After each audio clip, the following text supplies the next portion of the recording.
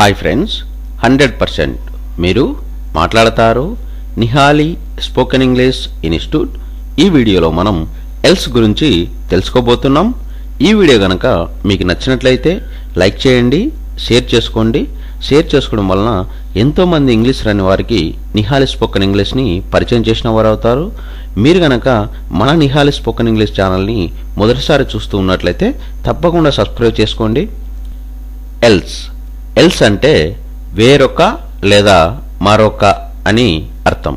ఎల్స్ను ఏ సందర్భంలో ఉపయోగిస్తాము అంటే మనం మాట్లాడే మాటల సందర్భాలలో వేరొక లేదా మరొక అని చెప్పే సందర్భంలో మనం ఎల్స్ను ఉపయోగిస్తాము. What else did he say? అతడు ఇంకా ఏమైనా చెప్పాడా? I don't want anything else thanks. నాకు ఇంకేమి వద్దు thanks. Someone else was there besides him. అతడితో పాటు ఇంకా ఎవరో ఉన్నారక్కడ. Would you like anything else? ఇంకా ఏమైనా కావాలా? I don't know much else about his life. అతని గురించి నాకు ఇంకేమీ ఎక్కువ తెలియదు. ఎల్స్ అంటే వేరొక లేదా మరొక అని అర్థం. ఎల్స్ను ఏ సందర్భంలో ఉపయోగిస్తాము అంటే మనం మాట్లాడే మాటల సందర్భాలలో వేరొక లేదా మరొక అని చెప్పే సందర్భంలో మనం ఎల్స్ను ఉపయోగిస్తాము. What else did he say?